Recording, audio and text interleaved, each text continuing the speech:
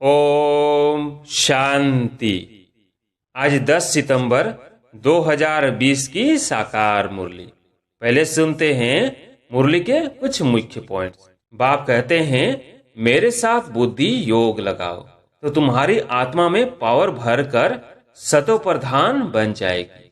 फिर आगे बाबा ने कहा, अपने से पूछना है, मेरे में कोई अवगुण तो नहीं है। मनसा में भल तूफान आते हैं, कर्मणा से तो कुछ नहीं करता हूँ, किसको दुख तो नहीं देता हूँ। बाप है दुख हरता सुख करता, हम भी सबको सुख का रास्ता बताते हैं। बाबा ने कहा, सबसे कड़ा थप्पड़ है विकार का। युद्ध के मैदान में तुम ब्राह्मण ही हो ना, तो तुमको ही तूफान आएंगे, परंतु कोई विकर्म नहीं करना है। विकर्म किया तो हार खाई। फिर लास्ट में बाबा ने कहा, जो चलते चलते भाग गए, शादी आदि जाकर की, उनका भी ड्रामा में पार्ट होगा, तो आकर फिर पुरुषार्थ करेंगे, जाएंगे कहाँ। अब मुरली सुनते हैं विस्तार से। मीठे बच्चे, बाप आए हैं तुम्हारी बैटरी चार्ज करने। जितना तुम याद में रहेंगे उतना बैटरी चार्ज होती रहेगी। आज का प्रश्न, तुम्हारी सच की बेड़ी नाव को तूफान क्यों लगते हैं? उत्तर, क्योंकि इस समय आर्टिफिशियल बहुत निकल पड़े हैं। कोई अपने को भगवान कहते, कोई रिद्धि सिद्धि दिखाते, इसलिए मनुष्य सच को परख नहीं सकते। सच की बेड़ी को हिलाने की कोशिश करते हैं, परंतु तुम जानते हो कि हमारी सच की नाव कभी डूब नहीं सकती। आज जो विघन डालते हैं वो कल समझेंगे कि सदगति का रास्ता यहां ही मिलना है। सबके लिए यह एक ही हट्टी है। ओम शांति। रूहानी बच्चों प्रति अथवा रूहों प्रति, क्योंकि रूह अथवा आत्मा सुनती है कानों द्वारा। धारणा आत्मा में होती है। बाप की आत्मा में भी ज्ञान भरा हुआ है। बच्चों को आत्म अभिमानी बनना है इस जन्म में। भक्ति मार्ग के 63 जन्म द्वापर योग से तुम देह अभिमान में रहते हो। आत्मा क्या है यह पता नहीं रहता है। आत्मा है जरूर, आत्मा ही शरीर में प्रवेश करती है। दुख भी आत्मा को ही होता है। कहा भी जाता है, पतित आत्मा पावन आत्मा। पतित परमात्मा कभी नहीं सुना है। सर्व के अंदर परमात्मा अगर होता तो पतित परमात्मा हो जाए। तो मुख्य बात है आत्म अभिमानी बनना। आत्मा कितनी छोटी है, उसमें कैसे पार्ट भरा हुआ है, यह किसको भी पता नहीं है। तुम तो नई बात सुनते हो। यह याद की यात्रा भी बाप ही सिखलाते हैं और कोई सिखला न सके। मेहनत भी है इसमें। घड़ी घड़ी अपने को आत्मा समझना है। जैसे देखो, यह इमरजेंसी लाइट आई है जो बैटरी पर चलती है, इसको फिर चार्ज करते हैं। बाप है सबसे बड़ी पावर। आत्मा कितनी ढेर है, सबको उस पावर से भरना है। बाप है सर्वशक्तिमान। हम आत्माओं का उनसे योग नहीं होगा तो बैटरी चार्ज कैसे हो। सारा कल्प लगता है डिस्चार्ज होने में। अभी फिर बैटरी को चार्ज करना होता है। बच्चे समझते हैं हमारी बैटरी डिस्चार्ज हो गई है, अब फिर चार्ज करनी है। कैसे? बाबा कहते हैं, मेरे से योग लगाओ। यह तो बहुत सहज समझने की बात है। बाप कहते हैं, मेरे साथ बुद्धि योग लगाओ तो तुम्हारी आत्मा में पावर भरकर सतो प्रधान बन जाएगी। पढ़ाई तो है ही कमाई, याद से तुम पावन बनते हो। आयु बड़ी होती है, बैटरी चार्ज होती है। हर एक को देखना है कितना बाप को याद करते हैं। बाप को भूल जाने से ही बैटरी डिस्चार्ज होती है। कोई का भी सच्चा कनेक्शन नहीं है। सच्चा कनेक्शन है ही तुम बच्चों का। बाप को याद करने बिगर ज्योत जगेगी कैसे? ज्ञान भी सिर्फ एक बाप ही देते हैं। तुम जानते हो, ज्ञान है दिन, भक्ति है रात, फिर रात से होता है वैराग्य, फिर दिन शुरू होता है।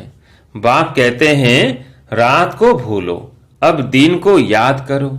स्वर्ग है दिन, नरक है रात। तुम बच्चे अब चैतन्य में हो। यह शरीर तो विनाशी है, मिट्टी का बनता है, मिट्टी में मिल जाता है। आत्मा तो अविनाशी है ना, बाकी बैटरी डिस्चार्ज होती है। अभी तुम कितने समझदार बनते हो। तुम्हारी बुद्धि चली जाती है घर में, वहां से हम आए हैं। यहाँ सूक्ष्म वतन का तो मालूम पड़ गया। वहां 4 भुजाएं विष्णु की दिखाते हैं, यहाँ तो 4 भुजा होती नहीं। यह किसकी भी बुद्धि में नहीं होगा कि ब्रह्मा सरस्वती फिर लक्ष्मी नारायण बनते हैं। इसलिए विष्णु को 4 भुजा दी है, सिवाय बाप के कोई समझा न सके। आत्मा में ही संस्कार भरते हैं। आत्मा ही तमो प्रधान से फिर सतो प्रधान बनती है। आत्मा ही बाप को पुकारती है, ओ बाबा हम डिस्चार्ज हो गए हैं, अब आप आओ, हमको चार्ज होना है। अब बाप कहते हैं जितना याद करेंगे उतना ताकत आएगी। बाप से बहुत लव होना चाहिए। बाबा हम आपके हैं, आपके साथ ही घर जाने वाले हैं। जैसे पियर घर से ससुर घर वाले ले जाते हैं ना, यहाँ तुमको 2 बाप मिले हैं, श्रृंगार कराने वाले। श्रृंगार भी अच्छा चाहिए, अर्थात सर्वगुण संपन्न बनना है। अपने से पूछना है मेरे में कोई अवगुण तो नहीं है। मनसा में भल तूफान आते हैं, कर्मणा से तो कुछ नहीं करता हूं, किसको दुख तो नहीं देता हूं। बाप है दुख हरता सुख करता। हम भी सबको सुख का रास्ता बताते हैं। बाबा बहुत युक्तियां बतलाते रहते हैं। तुम तो हो सेना, तुम्हारा नाम ही है प्रजापिता ब्रह्मा कुमार कुमारियां। कोई भी अंदर आए, पहले पहले तो ये पूछो कि कहां से आए हो, किसके पास आए हो। कहेंगे हम बीके के पास आए हैं। अच्छा ब्रह्मा कौन है? प्रजापिता ब्रह्मा का नाम कभी सुना है? हाँ, प्रजापिता के तो तुम भी बच्चे हो। प्रजा तो सब हो गए ना, तुम्हारा बाप है, तुम सिर्फ जानते नहीं हो। ब्रह्मा भी जरूर किसी का बच्चा होगा ना, उनके बाप का कोई शरीर तो देखने में नहीं आता है। ब्रह्मा विष्णु शंकर इन तीनों के ऊपर है शिव बाबा। त्रिमूर्ति शिव कहा जाता है, तीनों का रचयिता। ऊपर में एक शिव बाबा, फिर है 3, जैसे सिजरा होता है ना। ब्रह्मा का बाप जरूर भगवान ही होगा, वो है आत्माओं का पिता। अच्छा फिर ब्रह्मा कहां से आया? बाप कहते हैं मैं इनमें प्रवेश कर इनका नाम रखता हूं ब्रह्मा। तुम बच्चों के नाम रखे तो इनका भी नाम रखा ब्रह्मा। कहते हैं यह मेरा दिव्य अलौकिक जन्म है। तुम बच्चों को तो एडॉप्ट करता हूं, बाकी इनमें प्रवेश करता हूं, फिर तुमको सुनाता हूं। इसलिए यह हो गए बाप दादा। जिसमें प्रवेश किया उनकी आत्मा तो है ना, उनके बाजू में आकर बैठता हूं। 2 आत्माओं का पाठ तो यहां बहुत चलता है। आत्मा को बुलाते हैं तो आत्मा कहां आकर बैठेगी? जरूर ब्राह्मण के बाजू में आकर बैठेगी। यह भी 2 आत्माएं हैं, बाप और दादा। इनके लिए बाप कहते हैं अपने जन्मों को नहीं जानते हो। तुमको भी कहते हैं तुम अपने जन्मों को नहीं जानते थे। अब स्मृति आई है, कल्प कल्प 84 का चक्र लगाया है, फिर वापिस जाते हैं। यह संगम युग, अब ट्रांसफर होते हैं। योग से तुम सतो प्रधान बन जाएंगे, बैटरी चार्ज हो जाएगी, फिर सतयुग में आ जाएंगे। बुद्धि में सारा चक्र फिरता रहता है। डिटेल में तो नहीं जा सकेंगे। झाड़ की भी आयु होती है, फिर सूख जाता है। यहां भी सब मनुष्य जैसे सूख गए हैं, सब एक दो को दुख देते रहते हैं। अभी सबका शरीर खलास हो जाएगा, बाकी आत्माएं चली जाएंगी। यह ज्ञान बाप के सिवाय कोई दे न सके। बाप ही विश्व की बादशाही देते हैं। उनको कितना याद करना चाहिए। याद में न रहने से माया का थप्पड़ लग जाता है। सबसे कड़ा थप्पड़ है विकार का। युद्ध के मैदान में तुम ब्राह्मण ही हो ना, तो तुमको ही तूफान आएंगे, परंतु कोई विकर्म नहीं करना है। विकर्म किया तो हार खाई। बाबा से पूछते हैं, यह करना पड़ता है। बच्चे तंग करते हैं तो गुस्सा आ जाता है। बच्चों को अच्छी रीति संभालेंगे नहीं तो खराब हो जाएंगे। कोशिश करके थप्पड़ नहीं लगाओ। कृष्ण के लिए भी दिखाते हैं ना, ओखली से बांधा, रस्सी से बांधो, खाना न दो। रो रो कर आखिर कहेंगे, अच्छा अब नहीं करेंगे। बच्चा है फिर भी करेगा। शिक्षा देनी है। बाबा भी बच्चों को शिक्षा देते हैं। बच्चे कभी विकार में मत जाना, कुल कलंकित नहीं बनना। लौकिक में भी कोई कपूत बच्चा होता है तो माँ बाप कहते हैं ना, यह क्या काला मुंह करते हो, कुल को कलंक लगाते हो। हार जीत, जीत हार होते होते आखिरी जीत हो जाएगी। सच की बेड़ी है तूफान, बहुत आएंगे क्योंकि आर्टिफिशियल बहुत निकल पड़े हैं। कोई अपने को भगवान कहते, कोई क्या कहते हैं। रिद्धि सिद्धि भी बहुत दिखाते हैं, साक्षात्कार भी कराते हैं। बाप आते ही हैं सर्व की सदगति करने। फिर न तो ये जंगल रहेगा, न जंगल में रहने वाले रहेंगे। अभी तुम हो संगम युग पर। जानते हो कि यह पुरानी दुनिया कब्रिस्तान हुई पड़ी है। कोई मरने वाले से दिल थोड़ी लगाते हैं।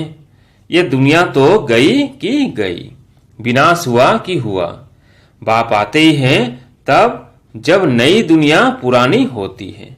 बाप को अच्छी रीति याद करेंगे तो बैटरी चार्ज होगी।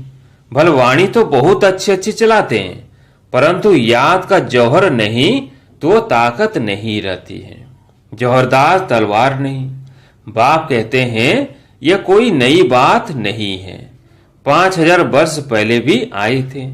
बाप पूछते हैं आगे कब मिले हो, तो कहते हैं कल्प पहले मिले थे। कोई फिर कह देते ड्रामा आप ही पुरुषार्थ कराएगा। अच्छा अब ड्रामा पुरुषार्थ करा रहा है ना, तो करो। एक जगह बैठ तो नहीं जाना है। जिन्होंने कल्प पहले पुरुषार्थ किया है वो करेंगे। अभी तक जो आए नहीं हैं वो आने हैं। जो चलते चलते भाग गए, शादी आदि जाकर की, उनका भी ड्रामा में पाठ होगा तो आकर फिर पुरुषार्थ करेंगे। जाएंगे कहाँ? बाप के पास ही सबको पूंछ लटकाना पड़ेगा। लिखा हुआ है भीष्म पितामह आदि भी अंत में आते हैं। अभी तो कितना घमंड है, फिर वो घमंड उन्हों का पूरा हो जाएगा। तुम भी हर 5000 वर्ष के बाद पाठ बजाते हो, राजाई लेते हो, गंवाते हो। दिन प्रतिदिन सेंटस बढ़ते जाते हैं। भारतवासी जो खास देवी देवताओं के पुजारी है उनको समझाना है। सतयुग में देवी देवता धर्म था तो उनकी पूजा करते हैं। क्रिश्चियन लोग राष्ट्र की महिमा करते हैं। हम आदि सनातन देवी देवता धर्म की महिमा करते हैं। वो किसने स्थापन किया? वो लोग समझते हैं कृष्ण ने स्थापन किया, तब उनकी पूजा करते रहते। तुम्हारे में भी नंबरवार हैं। कोई कितनी मेहनत करते हैं, कोई कितनी। दिखाते हैं ना, गोवर्धन पर्वत को अंगुली पर उठा लिया। अब यह पुरानी दुनिया है, सब चीजों से ताकत निकल गई है। सोना भी खानियों से नहीं निकलता है। स्वर्ग में तो सोने के महल बनते हैं। अभी तो गवर्नमेंट तंग हो जाती है क्योंकि कर्जा देना पड़ता है। वहां तो अथाह धन है। दीवारों में भी हीरे जवाहरत लगे रहते हैं। हीरो की जड़त का शौक रहता है। वहां धन की कमी है नहीं। कारून का खजाना रहता है। अल्लाह अव्वल दिन का एक खेल दिखाते हैं। ठक्का करने से महल निकल आते हैं। यहाँ भी दिव्य दृष्टि मिलने से स्वर्ग में चले जाते हैं। वहां प्रिंस प्रिंसेस के पास मुरली आदि सब चीजें हीरो की रहती है।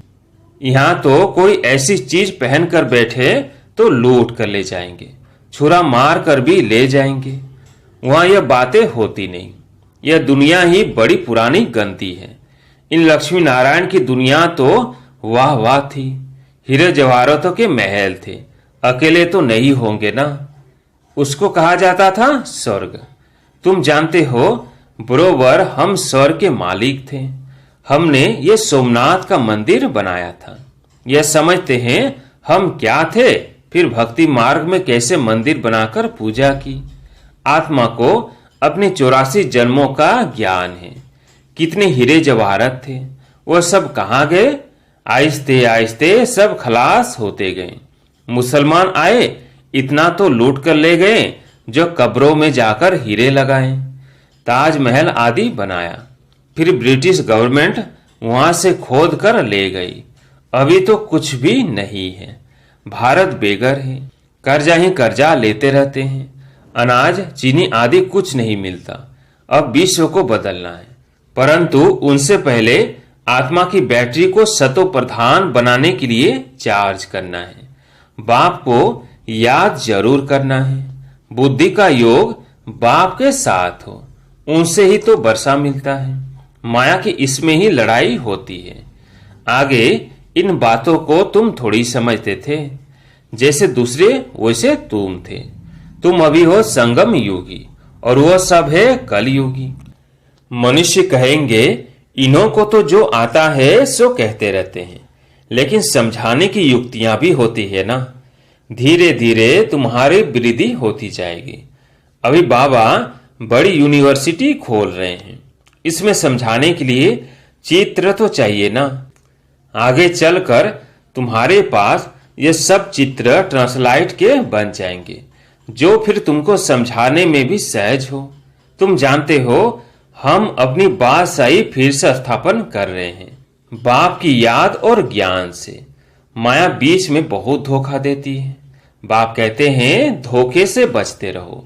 युक्तियां तो बतलाते रहते हैं, मुख से सिर्फ इतना बोलो कि बाप को याद करो तो तुम्हारे विकर्म विनाश होंगे और तुम यह लक्ष्मी नारायण बन जाएंगे। यह बैजस आदि भगवान ने खुद बनाए हैं, तो इनका कितना कदर होना चाहिए। अच्छा, मीठे मीठे सिकिलधे बच्चों प्रति माता पिता बाप दादा का याद प्यार और गुड मॉर्निंग। रूहानी बाप की रूहानी बच्चों को नमस्ते। हम रूहानी बच्चों की रूहानी बाप दादा को याद प्यार गुड मॉर्निंग नमस्ते नमस्ते। धारणा के लिए मुख्य सार। पहला पॉइंट, सर्व गुणों से अपना श्रृंगार करना है। कभी किसी को दुख नहीं देना है, सबको सुख का रास्ता बताना है। दूसरा पॉइंट, सारी दुनिया कब्रिस्तान हुई पड़ी है, इसलिए इससे दिल नहीं लगानी है। स्मृति रहे कि अभी हम ट्रांसफर हो रहे हैं, हमें तो नई दुनिया में जाना है। आज प्यारे मीठे बाबा का वरदान, प्रवृत्ति में रहते मेरेपन का त्याग करने वाले सच्चे ट्रस्टी मायाजीत भवो। प्रवृत्ति में रहते मेरेपन का त्याग करने वाले सच्चे ट्रस्टी मायाजीत भवो। जैसे गंदगी में कीड़े पैदा होते हैं, वैसे ही जब मेरापन आता है तो माया का जन्म होता है। मायाजीत बनने का सहज तरीका है स्वयं को सदा ट्रस्टी समझो। ब्रह्म कुमार माना ट्रस्टी। ट्रस्टी की किसी में भी अटैचमेंट नहीं होती, क्योंकि उनमें मेरापन नहीं होता। गृहस्थी समझेंगे तो माया आएगी और ट्रस्टी समझेंगे तो माया भाग जाएगी। इसलिए न्यारे होकर फिर प्रवृत्ति के कार्य में आओ तो माया पूर्व रहेंगे।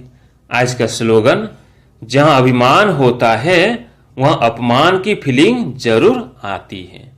अच्छा, ओम शांति।